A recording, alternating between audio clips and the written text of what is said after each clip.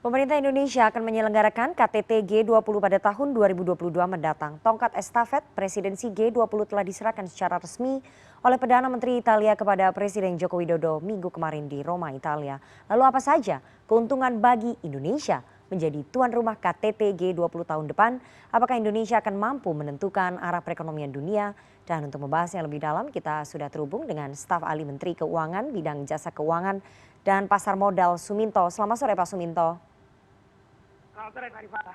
Dan Direktur Eksekutif Indef Tauhid Ahmad. Selamat sore Mas Tauhid. Selamat sore Mbak Rifana, apa kabar? Oke, baik, alhamdulillah. Saya mau ke Pak Suminto terlebih dahulu, nanti saya baru ke Indef, ke Mas Tauhid.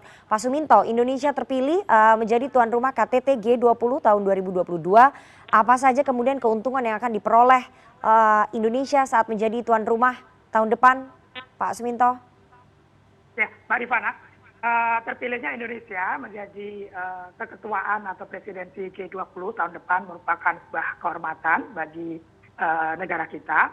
G20 adalah merupakan forum sama internasional utama di mana berbagai agenda global akan dibahas G20. Nah, tentu dengan memegang keketuaan atau presidensi G20, Indonesia akan dapat mengarahkan bahasan agenda-agenda global atau melakukan agenda setting, di mana beberapa agenda prioritas sudah kita define bahwa payung besar tema recover together, recover plan. Tahun 2022 kita harapkan menjadi tahun pemulihan ekonomi global pasca pandemi COVID-19. Diharapkan negara-negara di dunia dapat pulih secara bersama-sama dan selanjutnya nanti dapat pulih secara lebih kuat dan berkelanjutan. Nah, dalam rangka mencapai recover stronger itu, presidensi G20 Indonesia akan ditopang dengan 3 pilar utama. Yang pertama adalah increasing productivity. Kita akan mendorong peningkatan produktivitas ekonomi. Yang kedua, increasing resilience, stability of economic and finance. Kita mendorong peningkatan daya tahan, stabilitas ekonomi dan keuangan. Yang ketiga adalah supporting inclusive and sustainable growth. Kita mendorong ekonomi yang inklusif dan kelanjutan. Dengan demikian diharapkan pemulihan global dapat dilakukan secara bersama-sama. Oleh karena itu, Mbak Rifana, beberapa agenda prioritas sudah kita define bersama-sama. Yang pertama adalah kita akan mengadres bagaimana negara-negara di dunia secara bersama-sama melakukan exit ya dari kebijakan-kebijakan extraordinary yang saat ini dilakukan oleh semua negara dalam mengadres pandemi, baik dengan fiskal, monetary maupun financial sector. Sehingga dengan kebijakan yang terkoordinasi dan harmonis kita dapat tumbuh dan pulih bersama-sama. Yang kedua adalah kita ingin mengadres secara bersama-sama efek luka dari pandemi. Ini telah menyebabkan efek luka parut, ya, scarring efek terhadap perekonomian yang membutuhkan waktu yang cukup lama untuk mengatasinya.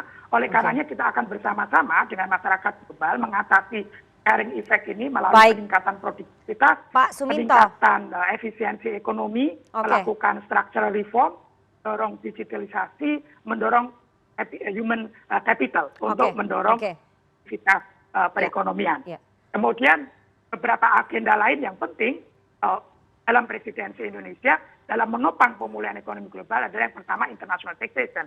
Bagaimana negara-negara memiliki sumber daya yang baik dalam membiayai pembangunan termasuk pemulihan ekonomi, dan kita akan mendorong agenda domestic resource system termasuk di support nanti oleh reformasi perpajakan global yang baru saja kita dapat mencapai konsensus yang terkait dengan pajak digital. Kemudian yang tidak kalah pentingnya adalah isu sustainable finance dan iklim. Kita akan mendorong pembangunan global yang berkelanjutan, mengadres climate issues, masuk bagaimana kita dapat bersama-sama mencapai transisi menuju net zero emission secara orderly dan affordable. Ini transisi yang memastikan Pak Suminto, kita waktunya saya harus kasih ke Mas Tauhid oleh semua negara. Oke, saya belum bisa dapat poinnya apa kemudian manfaatnya secara real begitu ya kepada perekonomian kita di dalam negeri. Saya mau tanya mungkin ke Mas Tauhid atau dari Indef. Mas Tauhid, Menteri Perekonomian, Menko Perekonomian Pak Erlangga Hartarto mengatakan bahwa akan banyak manfaat langsung yang didapat Indonesia setelah ditunjuk menjadi tuan rumah G20. Tadi saya sudah tanya kepada Pak Suminto, apakah kemudian realisasinya memang nanti akan lebih banyak menguntungkan atau justru sebaliknya? Karena saya belum bisa mendapatkan poin apa dampak realnya kepada perekonomian kita?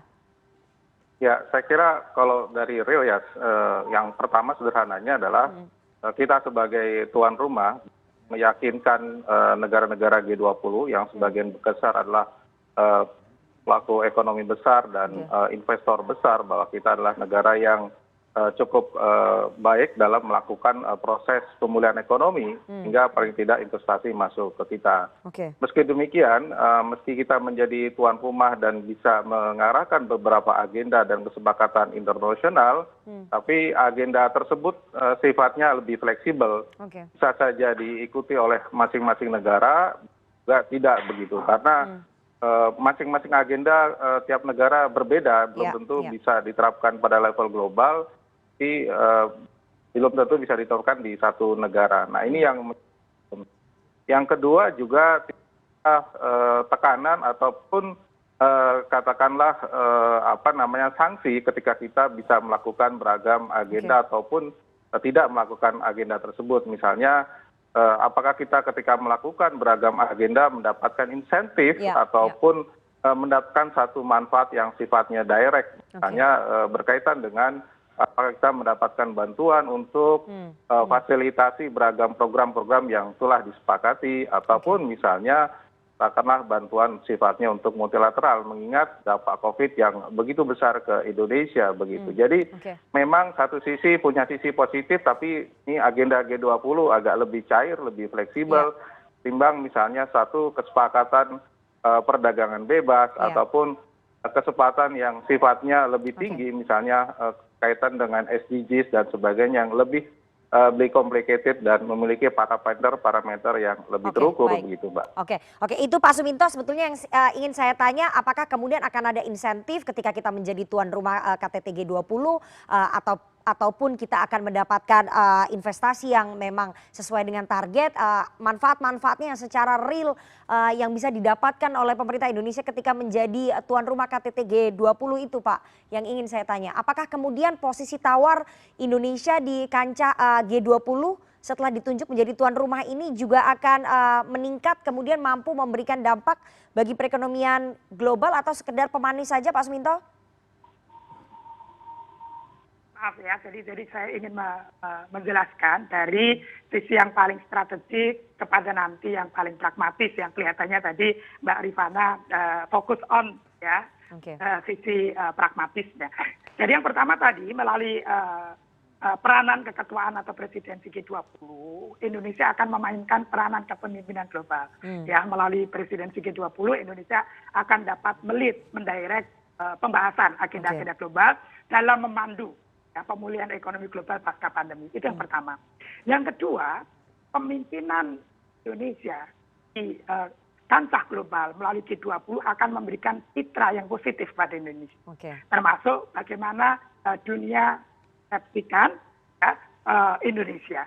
Dan tentu citra positif ini kita perlu kapitalisasi termasuk nanti dalam memberikan confidence, memberikan kepercayaan kepada dunia internasional, masuk investor untuk berinvestasi di Indonesia. Tentu kita harapkan ini akan memiliki spillover effect berupa confidence dari investor untuk investasi di Indonesia karena melalui kepemimpinan G20 ini sekaligus Indonesia melakukan showcasing, kita menunjukkan kepada dunia hal-hal positif, success story yang sudah dilakukan oleh Indonesia di berbagai aspek pembangunan dan tentu ini akan dapat memberikan kali lagi tadi pemahaman yang lebih baik, confidence yang lebih baik dari masyarakat nasional termasuk investor untuk berinvestasi di Indonesia.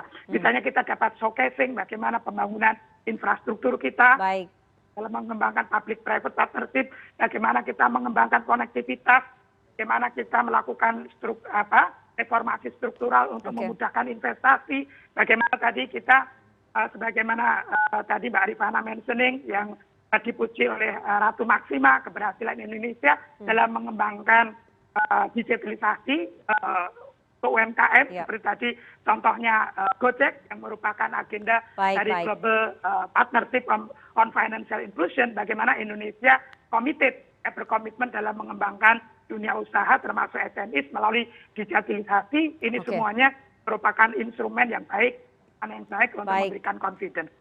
Kalau tadi pertanyaan yang lebih pragmatis dari Mbak Rifana, manfaat konkretnya apa yang lebih jangka pendek? Ya, ini Kemenko Perekonomian sudah melakukan asesmen awal ya untuk terkait dengan manfaat yang lebih jangka pendek dan pragmatis. Ya, yang pertama tentu melalui presidensi G20 di mana sepanjang tahun 2022 kita akan melaksanakan banyak sekali event, banyak sekali pertemuan, baik dari jalur keuangan maupun jalur serta, itu tentu akan menggerakkan aktivitas ekonomi, termasuk tourism, hospitality, dan itu akan menyerap banyak tenaga kerja. Menurut asesmen sementara dari Kemenko Perekonomian, setidak-tidaknya 33.000 orang tenaga kerja akan terserap dalam mendukung pelaksanaan G20 pertemuan G20 di Indonesia tahun depan. Dan aktivitas ekonomi dari kegiatan G20 ini, dari berbagai event dan pertemuan tadi diperkirakan akan meningkatkan PDB nasional besar 7,43 triliun di tahun depan. Demikian Mbak Rifana. Mas Tauhid, kalau menurut Pak Suminto tadi dengan menjadi tuan rumah dari KTT G20 maka Indonesia dapat melit isu-isu ataupun agenda-agenda ya yang akan mempengaruhi dampak perekonomian global. Tapi saya mau tanya kepada Anda, apakah Anda sepakat bahwa menjadi tuan rumah KTT G20 kemudian posisi tawar kita, posisi tawar Indonesia akan lebih baik dan memberikan dampak seperti yang tadi disampaikan oleh Pak Suminto? Saya kira kalau kan dampak positif saya kira jelas, tetapi apakah besar atau kecil saya kira memang tergantung apakah ada deal ataupun kesepakatan terjadi pada forum-forum tersebut begitu yang mengarah masuknya ke investasi, ke perdagangan maupun hal lain yang positif begitu ya. Kalaupun tadi terjadi penambahan PDB sebesar 7 triliun menurut saya itu satu akumulasi tapi yang nilainya masih relatif kecil ya. Meskipun kita appreciate ada tambahan PDB karena 7% masih relatif kecil dibandingkan katakanlah ya investasi yang kalau ada G20 memberikan dampak yang langsung terhadap perekonomian. Yang kedua, waktunya juga relatif terbatas. Ini kan hanya 1 tahun. 1 tahun ini saya kira sangat membatasi ruang gerak berbagai katakanlah rencana investor masuk ke kita. Sementara katakanlah untuk satu kepemimpinan itu harus berdampak punya waktu yang seharusnya jangka panjang begitu. Misalnya kalau 5 tahun atau 10 tahun itu baru memiliki dampak yang relatif cukup baik ketika kita memimpin satu lembaga dunia begitu. Dampaknya ataupun jangka waktunya relatif pendek Pak Suminto, dalam waktu 1 tahun ini akan sulit kalau misalnya kita ingin memimpin suatu organisasi dunia. Kalau menurut Mas Tauhid tadi seperti itu, artinya apakah kemudian dampaknya ataupun besarannya itu memang tidak sebesar ataupun tidak semasif yang ditargetkan oleh pemerintah, itu disadari nggak sih sebetulnya Pak Suminto? Mbak Rifana, kita perlu memahami G20 ini dalam konteks yang tepat. Ya, G20 ini adalah forum utama kerjasama internasional di mana agenda-agenda reformasi tata kelola ekonomi global itu dibahas.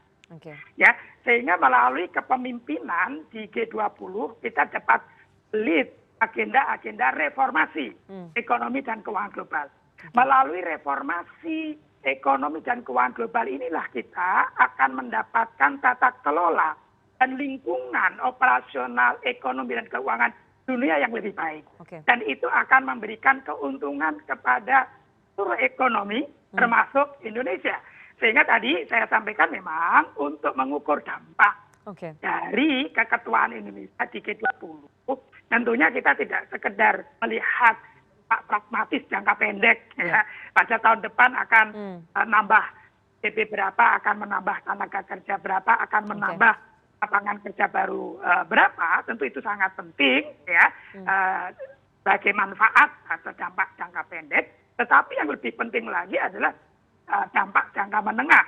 jangka panjang yang tadi juga disebut oleh Pak Tauhid, bagaimana reformasi ekonomi dan keuangan global lebih suportif, lebih mendukung, ya, itu akan memberikan dampak jangka menengah panjang kepada ekonomi global termasuk Indonesia yang akan mendapatkan manfaat dari reformasi ekonomi keuangan global yang lebih komprehensif, yang lebih suportif. Itu Mbak Rifana. Untuk mengukurnya adalah dampak menengah sampai jangka panjang ya, artinya tidak bisa diukur dengan dampak dalam waktu pendek begitu ya Pak Suminto. Saya mau tanya terakhir ke Mas Tauhid karena waktu kita tidak banyak. Mas Tauhid, saran ataupun masukan kepada pemerintah nanti menyambut gelaran KTT G20 ini apa? Apakah harus kemudian ada kebijakan-kebijakan khusus yang dilakukan di internal pemerintah begitu untuk menunjang? Ya, yang pertama karena kan tiap tahun G20 berubah begitu. Hasil dari Itali itu akan dilakukan mungkin tahun ini sampai nanti pembahasan kembali tahun 2022 di Indonesia. Kemungkinan temanya berubah. Nah, inilah yang saya bilang, tema berubah, tentu agenda setting prioritas kebijakan berubah. Pertama.